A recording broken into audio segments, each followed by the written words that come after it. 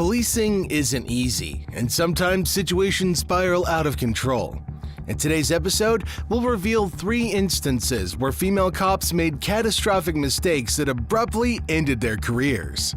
Number 3. Elizabeth Montoya. It is a disturbing image. A pregnant woman handcuffed, punched again and again by a San Antonio police officer, all of it caught on camera. In a harrowing event that shook both the online community and society as a whole, a San Antonio police officer became the center of attention in 2019. But what caused this controversy? A leaked video on the internet revealing her repeatedly punching a handcuffed pregnant woman in the head. Montoya was fired in early 2019, months after footage of the 2018 drug search gone wrong came to light. But let's start from the beginning. What caused this police officer's fury? You feel it when there's something there. Spread your legs. At first, everything seemed normal.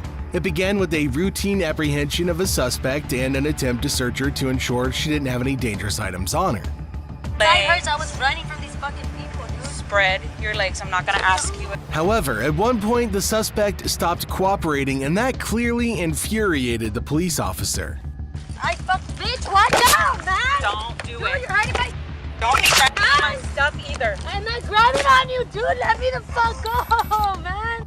The situation escalated rapidly, and in no time, we see the police officer forcefully bringing the suspect to the ground and striking her with fists. The scene is filled with cries of pain from the pregnant suspect and verbal abuse from the police officer. Spread your legs. Right here, and I won't do it. Oh, that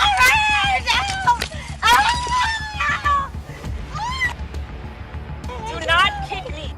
During the recording, we can hear extremely disturbing statements and threats.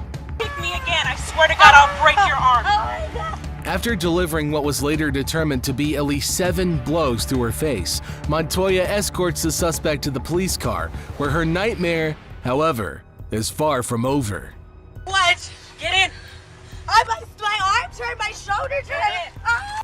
In addition to the body cam footage, a disturbing video from the police car was revealed, showing the suspect receiving blow after blow to her face, despite making no resistance whatsoever. The officer continued to verbally abuse and threaten her, and the situation only escalated further. Hey, I punched you in the face a couple times. I'll do it again, too. Why did you hit me like that? You deserve it. Now, you might be wondering, what could have possibly driven the San Antonio officer to such a rage, leading her to commit such actions? She explained herself a little something like that. So I was searching her, and when I searched her, she had drugs in her bra. I'm like, hey, stand still. She's like, can you pull my shirt down? And she started pulling at her shirt, so I thought maybe she had some more shit in there because I pulled her bra out. I was like, stop messing with your shirt.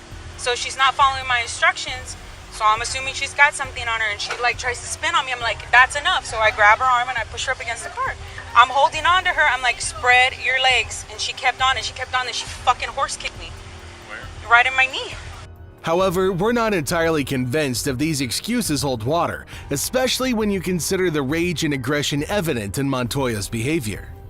We believe that even she realized at some point that she'd gone too far, as she began to excessively justify her actions, attempting to explain to her superiors and colleagues why she had reacted so strongly.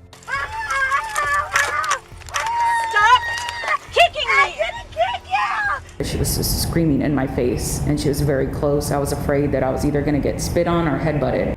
However, her explanations didn't change the outcome.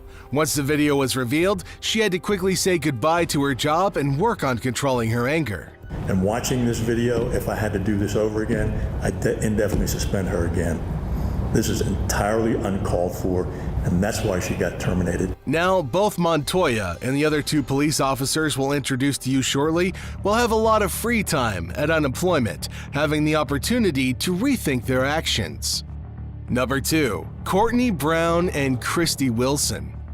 These 2 officers from Georgia were dismissed after an investigation into body cam footage revealed they were not performing their duties at an acceptable level. And you'll soon see, unacceptable level is a very mild term for what happened. At the start of the recording, we see the officers pulling over a speeding car. The passenger is Sarah Webb, a harmless woman who immediately apologizes and admits her mistake. Stay in the car. Sorry, my window doesn't hold. Off the Brown Roswell Police Department. You know how fast you were just going, ma'am? I'm so sorry, I'm late for work. In a typical situation, this case would have ended with a warning or a small fine.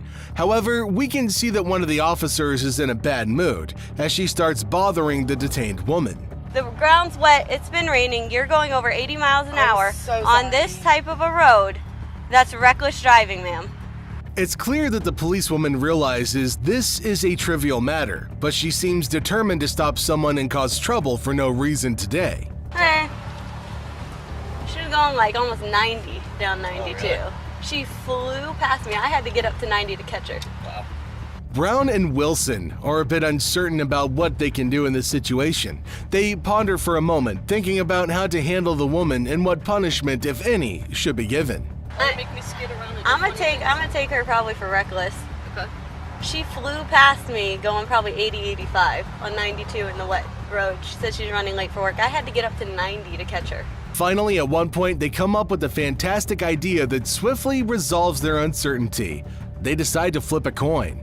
Depending on the outcome, tails for letting her go, heads for arresting her, they believe their dilemma will be solved. Who's that? A head, R tail. Okay. This is tail, right? Yeah. You could clearly hear the coin landing on tails. However, whether forgetting or simply not caring, Wilson insisted on Sarah's arrest. Brown, still smiling, stepped out of the car to detain Sarah. Hi, ma'am. Do me a favor, step out of the vehicle for me. Put the phone down. Why am I Put your doing phone down. Step out of the vehicle. Turn around, put your hands behind your back.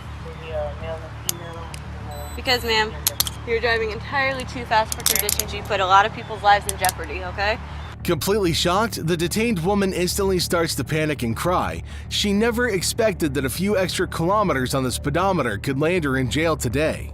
Do you have anything in your pockets, though? Do you have anything on you that poke, stick, or stab me? Any drugs, paraphernalia, anything like that? Okay.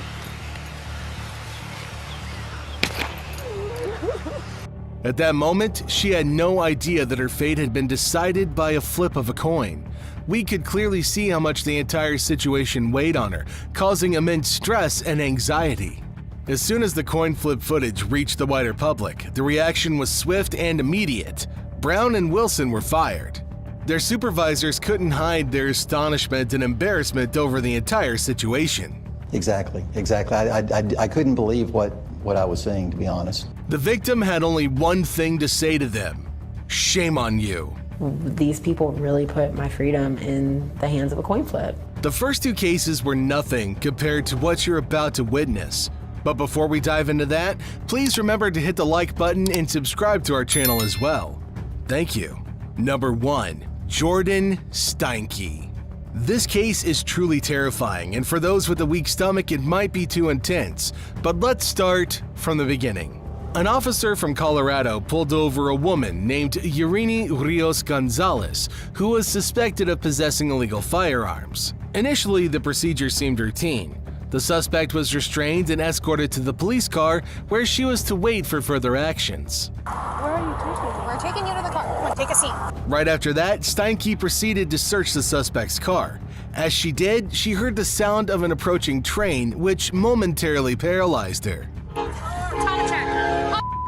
By the time everyone realized what was happening, it was already too late. The train crashed into the police car parked on the tracks where the restrained Gonzalez sat with no chance of escape. The suspect was in the vehicle that was hit by the train. The scene looked like something out of a horror movie, and we can only imagine what was going through the minds of both the suspect and the police officer at that moment. Despite the car being completely obliterated, miraculously, Gonzalez survived but suffered severe injuries. Of course, the police officer was brought to trial, but she never attempted to defend herself. Instead, she openly admitted her mistake and expressed profound sorrow for what had happened. I wish I could see her eye to eye right now. For that, I am so sorry. I feel very much responsible for what happened to you that night, and I accept the court's decision to hold me accountable. If you enjoyed today's episode, let us know if you want part 2. In the meantime, click here to watch our previous video. Thank you very much for choosing to spend your time with us today, everybody. We'll see you in our next video.